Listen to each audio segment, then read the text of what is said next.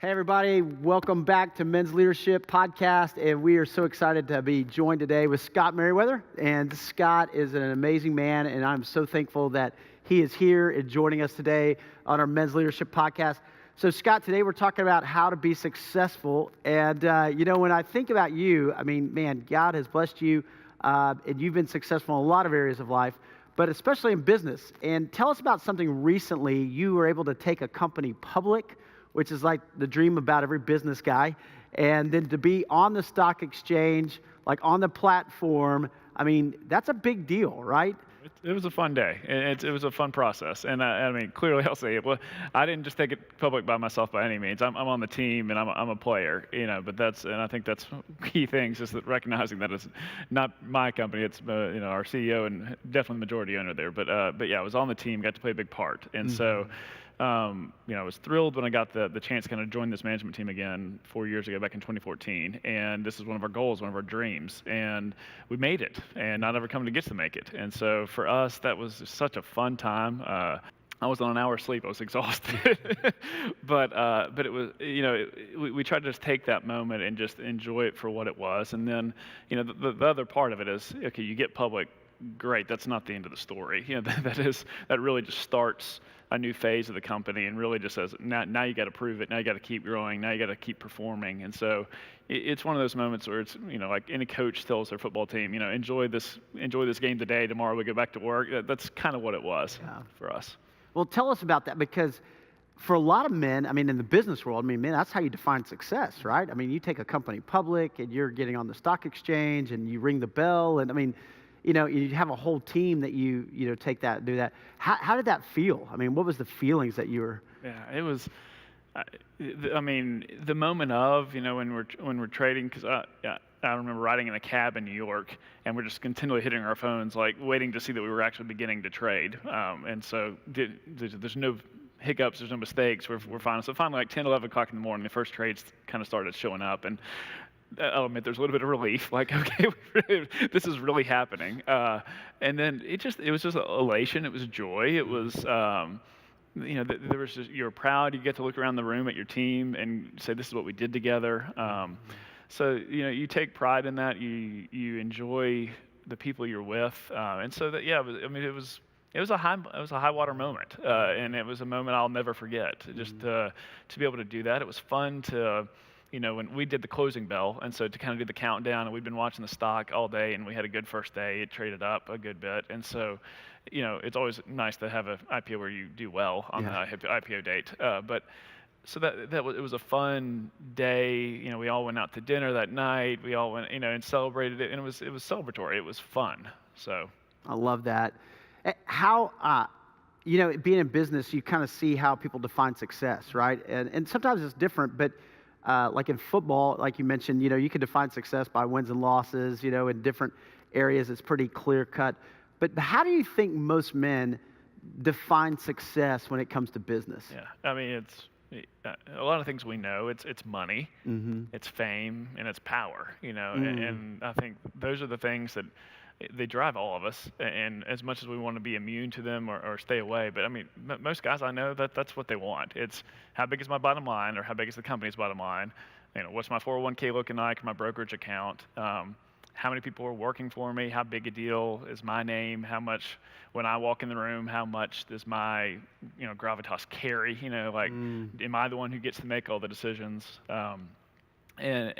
And that's what most people are shooting for. And no matter what kind of role you're working, it's you can just be a normal staffer, but you still want to be the staffer that when you raise your hand and says, hey, I think the team should do this, you want to be listened to. You want to be heard. And so, and it escalates no matter what layer you are in the org chart or anything. I think that's really what motivates most people with why they go to work, because most of us don't go to work for free. Yeah. That's really not how the American economy works, and nor should it. But it's, people are usually working for one of those three things or all three of those things. And I definitely see it all day. I see it with the people I work with. I see it with people who, sit across the table with me or next to the table with me. That's what most people are shooting for. And at the end of the day, there's nothing wrong with making money. There's nothing wrong with wealth. Inherently, those things aren't bad. They're a lot of times they're good things. God talks about blessing people with those things. So a lot of those things aren't necessarily wrong in and of themselves. It's just a matter of, does that become for certain people their only motivation? Is that become their God or their idol of what is this is everything I'm doing is for this. And I think that's where we got to look at what is our perspective, and what is our motivation. Because I look around with all kinds of people I work with, and I see a lot of people who say that guy's doing it right. I want to be more like that guy. And then I've also come to realize now, as my career's progressing and as I'm moving into more leadership roles, I've got a lot of people looking at me, going, "Hey, do I want to be like that guy? Is he doing it right? Is he doing it well?" And I've got to be able to look in the mirror at the same time and go, "Hey, do I have my priorities straight? Am I setting the leadership example for a godly man and a man that I want to point? If I want to be pointing people to Jesus, does my life do that right now?" And I think that's the key here. So I think that's so good. I do think about, like, in that worldly kind of definition of success. It really, is it ever enough money? Is it ever enough, fame? Is it ever enough, success? And yet you have a different definition. I mean, just listening to you talk, there's a different definition. So how would you define success for you personally? For me personally, just this word success is so intangible in its own way, and I think we all get to define it. But the world has standards for what they're going to call success. But for me, it's across the board on a couple things, because it's in different pockets, and that doesn't mean I'm compartmentalized. But it's more just saying, hey, success for me is going to be driven much more with a God-centered view, and that means, what does Jesus say success is? And when I look at Jesus, Jesus was relational. Everything he did was about relationships. Everything he did was for the glorification of his Father. And that's why we're here in the first place, is for, why did God create man in the first place? I mean, God created man for fellowship with him. And so if I look at that and go, okay, whoa, that's relational, that's people, that's not money, fame, power. Some of those things may come with different roles you're in, but it's about people. And so when I look at my idea of what is success, it is, what impact am I having for God's glory through relationships? And that is, first and foremost, my own personal relationship with Christ. It then goes to my family, because if I'm not leading my family well, how can that's first. You got to take care of what's in your direct, God's told me this is given me my family. I have to take care of my family first. So am I leading well in my family? Am I being the husband I need to be? Am I being the father I should be? And after that, it is your friendships, your neighbors, the people, your coworkers, the other people you come and impact and you touch on a daily basis. What is the health of those relationships? And then, sometimes you may be leading all those in a way that points to Christ. Sometimes you just may be leading them in a way that helps that person continue to grow in another area. Hopefully, sprinkled with maybe some, Jesus dust or whatever, like, into where it's touching it with how you do everything, and it touches every part of your walk. But when they ask me what's success for me, it is how am I, impacting God's kingdom in everything I do, because I truly believe that we're called to be stewards. I believe when we go with it, that everything in this world is God's. He made the whole thing. He made the world. Every breath I take is a gift. 5 minutes from now, middle of this interview, I could keel over because it's my time, and I'm okay with that. And that's a weird place to be, but it's sad, but I'm okay with that. But then, when you take a look at that, the gifts he gave me, the ability I have, the brain I have, that I was able to get certain degrees in college, and I was able to get the jobs I was able to get, that was all a gift from God. He's made me the way he's made me and given me what he's given me. And so it is my job to do all those to my utmost, and it's about excellence. And I want to give my all, do my best in all those things in a way because it honors him. God, we need to do all things for his glory. We need to do our best for his glory. And so success for me goes a lot more to just doing my best at all times and everything I do, and giving my best. And then I think God honors that, and I think God continues to bless you more, or it may be a time of trial, but where he's refining you. But if you're doing your best, then you're being a good steward of what God's given you. And so for me, success in a lot of ways is really just stewardship of doing my best in what He has given me to do. I love that. Kind of reminds me of what Jesus says, right? Seek first the kingdom of God and His righteousness, and all these other things will be added to you. And a lot of times we seek the other things, right? And then we want a little bit of God over here, and yet He's going, no, stay focused here. Hey, tell me, because I know that was such a special time at the stock exchange and being in New York, but there was something that happened that week too that kind of put things in perspective. Little bit. Tell us about that. Yeah, so my oldest daughter, Morgan, she's 9. 2 Easters ago, she had accepted Christ, and that was a huge day for our family. I mean, when you ask me what success is, my hope and prayer every night is that each one of my daughters comes to know Christ, and Morgan did, and it was awesome, and we celebrated that as a family. But she hadn't been baptized yet. She just, was trying to get okay with the idea. She was getting used to it. She was hadn't really said, "Okay, I'm ready." And for a variety of circumstances, whatever the timing was and why, there's some family stuff going on. It just so happened that Sunday. So I was in New York Thursday morning. That Sunday was the Sunday she decided we're doing baptism, and so I went through this whole week of a time when you can really get your focus out of order. I mean, of any week in my life, for me to get a little bit, too big for my britches, if you want, or to get too big ahead, she gave me this gift, and God ordained this gift for me to be baptized on Sunday. So I had this perspective, being on the stock exchange, seeing the 13-story Times Square stuff with our pictures on it, of I got to come home and baptize my daughter Sunday, and that was so much of a bigger deal. And I will always be thankful to her for that little gift. She'll never know really the impact it had on me. But it didn't take away from New York. It didn't take away from the stock exchange. It probably actually freed me up to celebrate it more, because that's temporary. Our stock could crash tomorrow. Now probably need to cut that, but I mean, who knows what's going to happen in the market? I have no control over that. I can do my best, but there's so many things beyond what I can do or what I can worry about. But that's something that can't take away. That's eternal. And so to have that blessing that week, of all the weeks it could have been, was truly a gift. But it also was just a very present reminder from the Father that, hey, this is what's most important. And I will always be very thankful for that. Plus, I just got to baptize my daughter. That would have been awesome any week. But I mean, so my company goes public middle of the week, and I baptized my daughter on Sunday. There are very few weeks in my life that will probably ever compare to what an awesome week that was. Yeah. But it was such a gift to have that with Morgan on Sunday, because it really was. People ask, how was your week? I'm like, it was awesome. I got to baptize my daughter.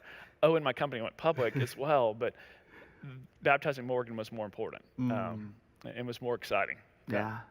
How did you feel when you were baptizing her? I mean, were you nervous? Because you're not a pastor, you're a dad, And, talk about that for dads out there who are saying, wow, you baptized your daughter. I love that our church, allows, just the general partners in the church to participate in that.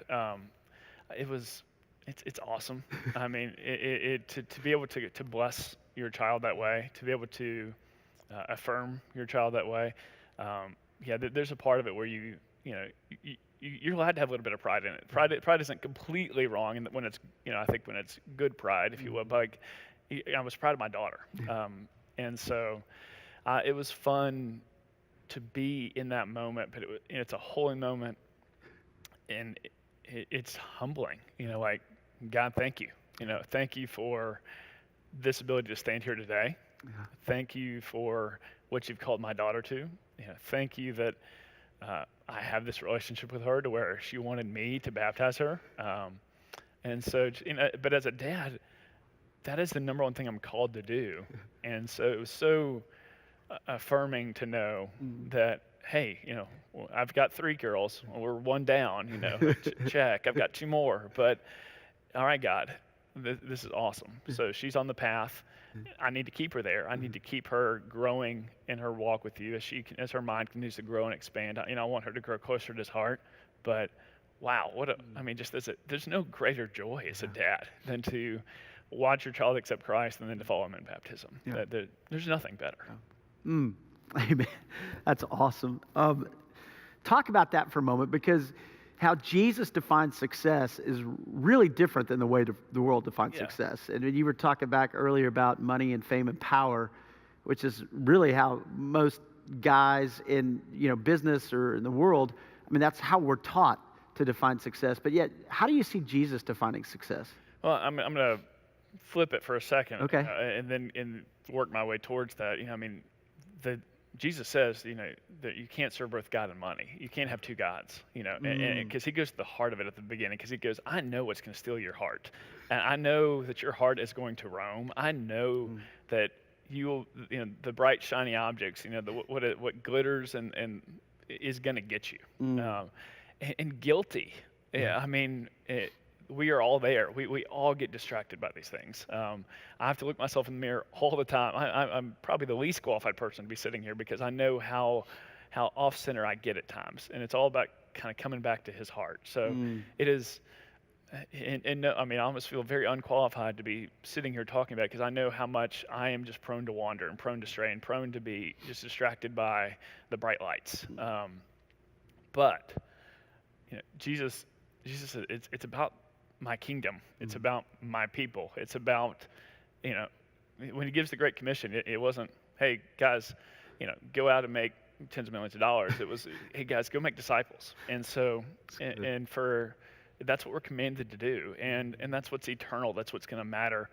So for me, the perspective on, what does Jesus want success? Jesus wants us to be growing his kingdom, and that means growing the number of disciples there are. And then of the people that are already, are already believers, it's continuing to grow them up from babies to to young men to mature men in their ability as they are disciples. And so it's a very different perspective.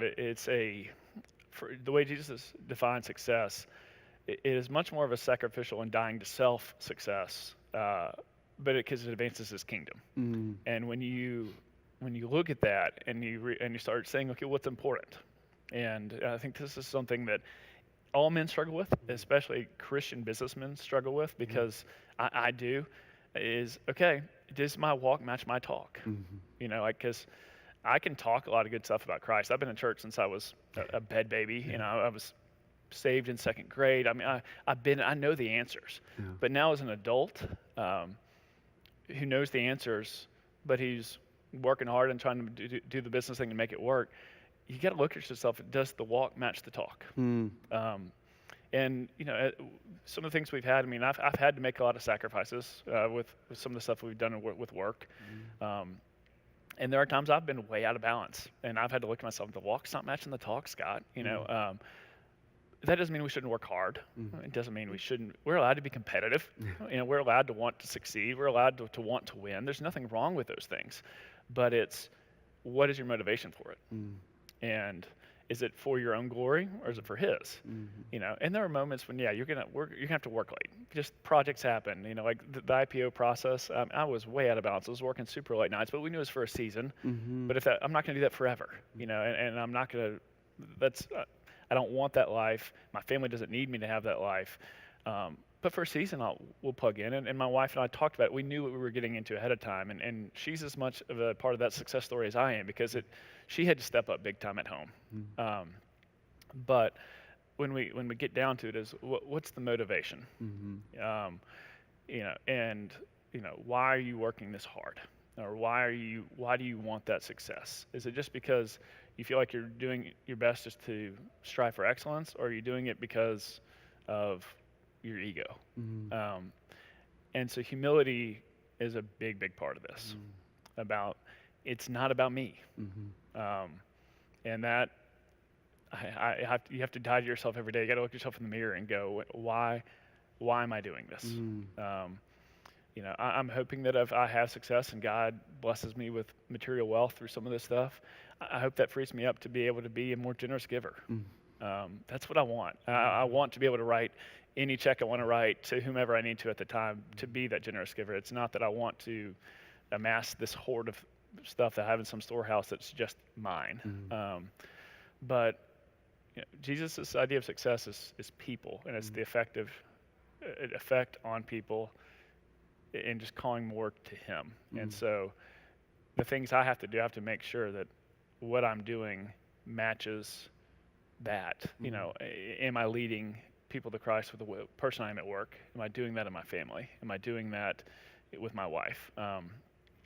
It's a different perspective. And I love the way you talk about that, because I think for every guy, I think every man watching this, it's a struggle. I mean, it really is. And we start to run after the things of the world, and we want to be centered in Christ, right? And yet there's such a tug there. And then the further we get down that road of success, as the world defines it, the harder it is to come back to the heart of God. And so how would you encourage guys to be successful? Like you said, it's okay to be good and to make money and to be competitive, but how would you encourage guys to stay centered in the success of what Christ defines success to be? Yeah, I mean, I think you just got to say, this is what I'm about. And make some That's things. good. Draw a line in the sand. Yeah, and just say, this is, I got them for you, and I'm for your things. So what does that mean? Where are the areas where I'm not that you're going to compromise, but these are the first things in the bucket, if you will. And so it's, for Ann and me, it's, we started talking and saying, okay, there's only so much time in the day, and we've got a busy job, but what are the things we're not going to bend on? Like, and some of that is it X number of nights at home to make sure you're doing dinner together? Is it being part of a community group or part of a Bible study? Is it, what are those? And so this last year through the IPO process, very easy to bail out of all church things and only do work and try to get a few moments of rest and time with the family where you can. And we kind of went into it saying, okay, we're going to try to do this a little differently. We're going to see what kind of balance we can achieve with this. But I had a group of guys that was leading in a Bible study. We had a community group. We were serving in a couple of other capacities in the church, and we said, okay, we're protecting those. Those come first. It's saying, that, again, this is where I was saying walk, match, and the talk. If I say I'm about those things, then I need to make sure we do those things. And so we kind of had an unbending thing of like, no, we're not skipping out. Just because things feel busy at the moment, we're not skipping out. Our kids need to see these are our priorities. We need to, in our marriage, need to make sure these are the priorities. So we're doing them. And it's amazing how things work out in the end. That we still had time to get all the other stuff done. All the other work stuff got done. We still worked hard, still worked a lot, but Monday nights I need to be at Bible study. And so that meant just, hey, it's Monday at 6 o'clock. I'm just leaving the office. And I know I can stay at the office till 10, 11 if I need. I'm sure I could have found something to do for 4 or 5 hours and worked more. But you just pick up and leave because that's what's most important. And the work stuff happens. It gets done. I still pulled my weight. I wasn't the slacker on the team, but I made sure that what we said was most important and was done. And so I think that's what you have to decide is, what is it you're about? What is it you're for? What's most important to your family? And do those things. And the other stuff's work's gonna get done. And there's an unending amount of it. You always have it.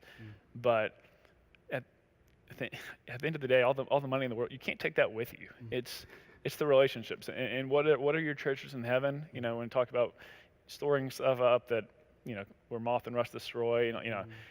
Your house falls apart. Mine does many times. If you buy a boat, the boat's going to break. I promise. The things of this world fall apart, but those relationships we store up in heaven, I think that's the treasure in heaven. And I care a lot more about when I get there one day, looking around and seeing all the people that poured into me, where I may be part of their treasure, but I hope I see people I poured into.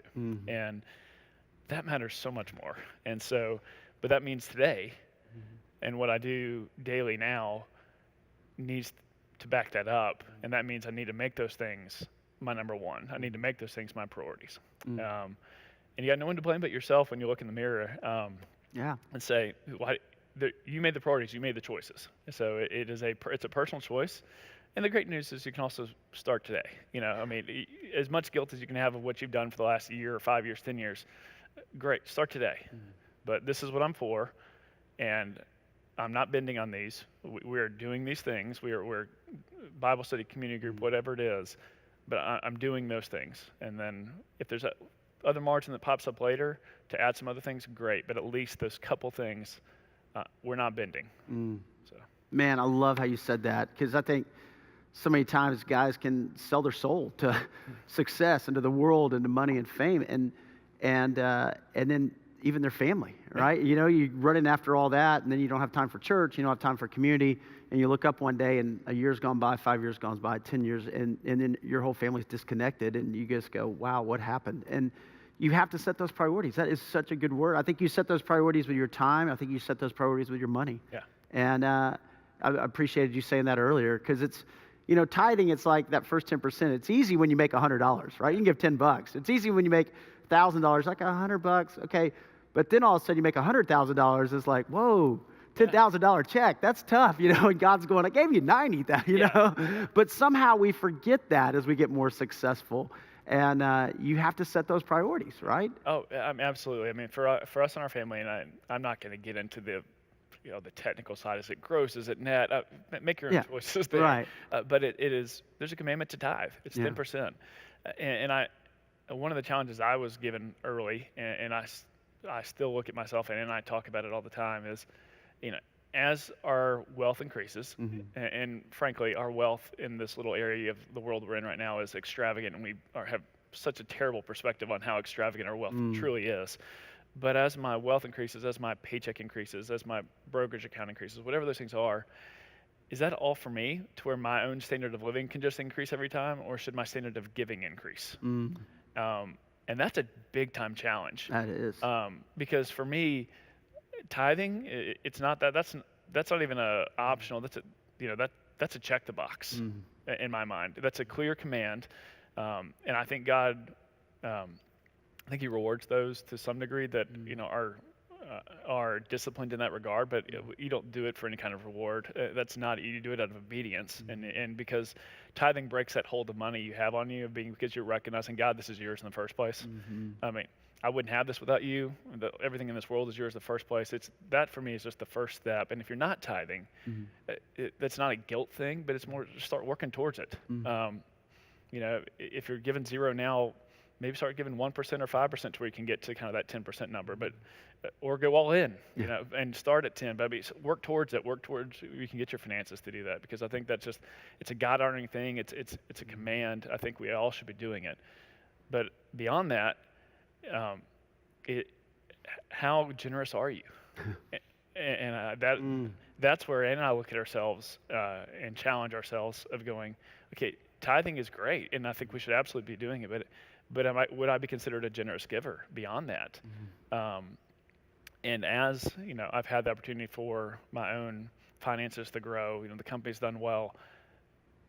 What's my standard of giving? What should that do? That's a challenging question. That's not a fun question too, because you get that pucker factor in your chair. You start realizing how grabby you are. It's all mine. It's all mine. Yeah. And you go, God, it's not mine. And like I said, there's nothing wrong with accumulating wealth. There's nothing wrong with having means.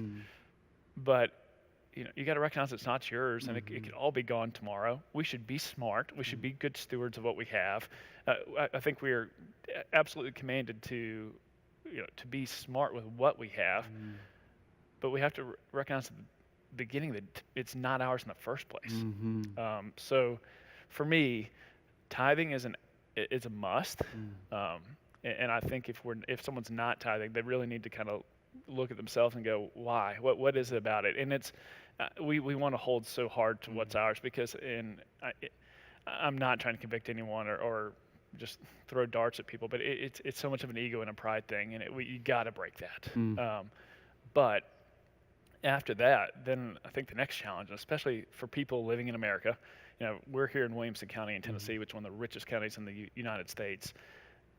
How generous are we really? And how much of it do I really think is for me? And that's hard. That's when you're spiritually wrestling over your financial decisions, and where you spend your money says a lot about where your heart is. Mm-hmm. Wow. And so I would probably challenge other people, watching this, and other Christian men, about really looking at themselves that way too, and looking at how they spend their money, and not in a guilt way, but just saying, hey, how generous are you really? And like that, that's when I start sweating in my own, like in my own code. I mean, that's hard. Yeah. I struggle with that daily. I'm not. I'm kettle calling pot black here. I do not have this down. I am not a saint in this regard. And this is where I say I feel the most unqualified to sit in this chair and say it. But that's what that's what A and I are wrestling through right now. Those are the questions we are having. It's like, what does this look like for us as we move forward in our marriage? As the business career, if it stays on the track, it's on great. If it pulls way back down the road, that's fine too. But we just want to make sure we get this part right. It's all about the heart of the matter. So. Well, I'm glad you're wrestling with these questions. And I hope every man wrestles with these questions, because if we don't, then we end up just pulling away and drifting away from the things of God. And because the way Jesus defines success is so contrary to the way the world defines success. And I love what you said, Scott, and you're so wise here, but it seems like, the antidote to just running after wealth is generosity. The antidote to running after fame is humility. And the antidote to running after power is love. And when you were talking about the way the world defines success, and then you said, here's how Jesus defines success, I mean, you're hitting it. And I'm just appreciate that. So one last question. What do you want your legacy to be? I'm very thankful for some people who've gone before me. I have a family legacy of faith, where I look at my grandfather and my grandmother, and there's all the grandchildren are believers. Wow. That's shocking. That's not the odds, it's not the numbers, but it was because when we gather as a family and we go, look what these two people started, and when you add in spouses and you start adding great, like, you're in the 30s, 40s, 50s of believers, and not just believers, but believers who are actively involved in their church, who are serving as deacons and serving as ministers, and you realize, wow, what a legacy of faith. And so I look at that example ahead of me and I go, what do I want my legacy to be? I want it to look like that. So I want to have disciples that I help bring along. It starts with my kids. And then it's other people, students, that I want. I want to look at people I've worked with, and when I look at their career, 10, 20 years from now, that the time they spent working with me or on my team helped grow them, both professionally. I want to help people continue to grow and develop, but hopefully it's people, to where they learned lessons and they said, I want to do it that way, and to carry that out. But at the end of the day, on my tombstone, I want it to be, this was a man of faith, and he lived it day to day. And I hope that when there's a funeral one day, and hopefully it's a long time away and I'm old and died a happy life, but it's a celebration of a worship service, because it was like, hey, he did it right. He was faithful to the end, and he loved on people, and look at what God did through him to bring other people to faith. And if that's what it is, whatever happens in the business world, whatever happens, financially, all those things, those are afterthoughts. It's here's the relationships that this man had, and here's who's closer to Christ because of that, and that's all I could ever want. Yeah. So.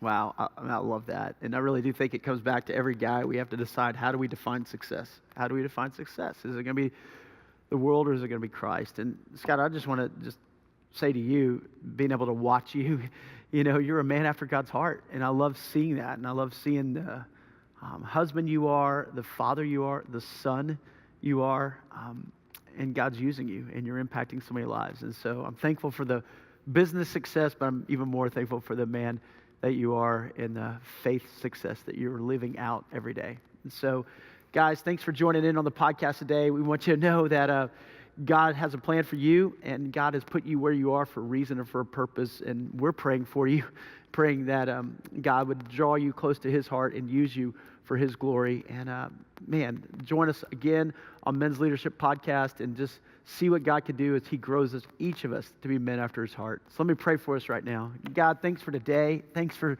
speaking through Scott. Thank you, Father, for the truth about how you've called us to be men. And God, we admit, we all struggle with the way the world defines, whether it's wealth or fame or power.